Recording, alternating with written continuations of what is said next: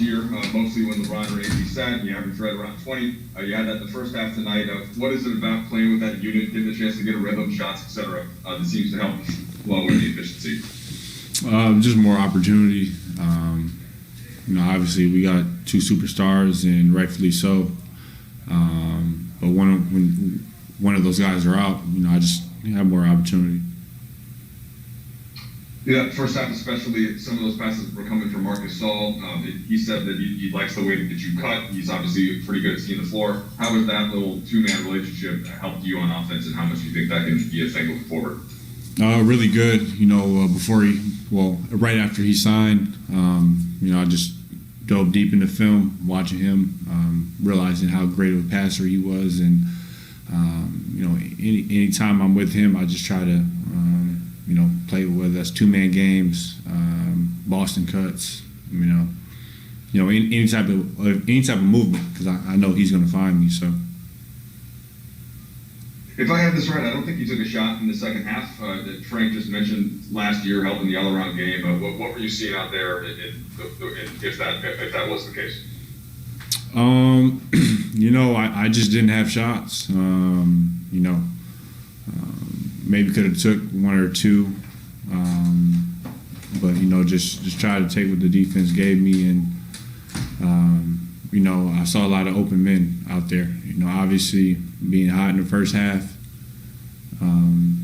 I was a focal point for their defense in the second half, so used that to my advantage, and had that gravity, and my teammates just kept pouring it in. Okay, gonna go with Kyle Kuzma next, please. Hey, Kuz.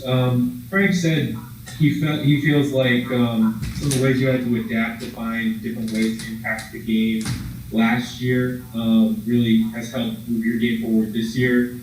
Do you feel that's true? And if so, has that taken you time to kind of appreciate the effect that playing and sort of that adaptable role has had on your game? Obviously last year just trying to find ways to find extra minutes and scrap, and knowing that even now it's not about scoring with myself, because just the firepower that we have, and just the overall makeup of my team, it's never really about scoring anymore. So I just try to find ways to impact the game and just take shots when I have them, and it's made me a better player. So it's really just looking at the forest instead of looking at the tree ahead of you, and treating it as a marathon, and just year by year just trying to add to my game, whether or not the stats reflect it, but just improving and adding it all up year by year. Okay, David Manman, please. Because we talked to you in the preseason about your role and the ambiguity about it, but pregame tonight, Frank was pretty clear about it. So, Kuz is a starter level six-man for us, and whenever AD and LeBron is unable to go, he's going to be our guy. What is the mentality of obviously having the one role coming off the bench, but knowing that in a season like this, maybe there'll be more opportunities to fill in for either one of those guys? And is there any sort of mental shift that you can do to approach a game like this where you're starting versus the other games when you don't? You just said it. Just having more opportunity. That's just the thing with me. Anytime I have opportunity, I just try to seize the moment and take it full on. And in a season like this, playing back-to-backs, coach and the organization being conservative with Brown and AD, it just allows me to, on those nights, just work on my game and put to life with game reps, what I work on every day, rather than, more so when they're playing and, we play a different style of basketball. Okay, Bill Oram, please. Hey, Kyle. I'm wondering how you look at it. You guys hung 127 points on an NBA team tonight, win by 36 in a game you don't have AD. What's the takeaway for you on on the number of weapons you guys have. And I know this group is still getting to know each other, but what does a performance like that without one of your stars tell you about the depth and just versatility of the team? We just got a lot of firepower offensively. Obviously, guys step up when guys don't play. But we still got a lot of work to do. Obviously that team's come off of back-to-back, so they might have looked better if they had fresher legs.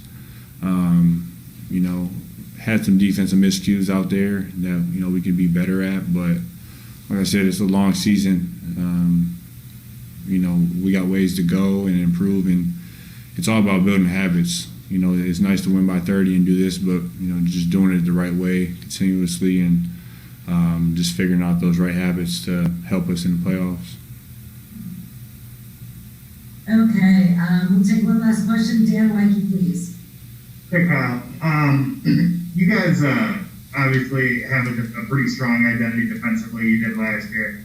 I'm curious, though, offensively, do you think this is like a make the extra pass, or can it be a make the extra pass kind of team? It seemed like tonight that was a really big thing, not only for yourself, but obviously Mark, LeBron. There's so many guys that are willing to kind of do that. And how much fun is it when that's kind of happening on the court? I mean, it's very fun. We got a team. Everyone on the team has a high IQ. Just learning how to dissect the game. When somebody's open, delivering it to the right person, making the right play every time down, and it's just a fun brand of basketball, especially when we have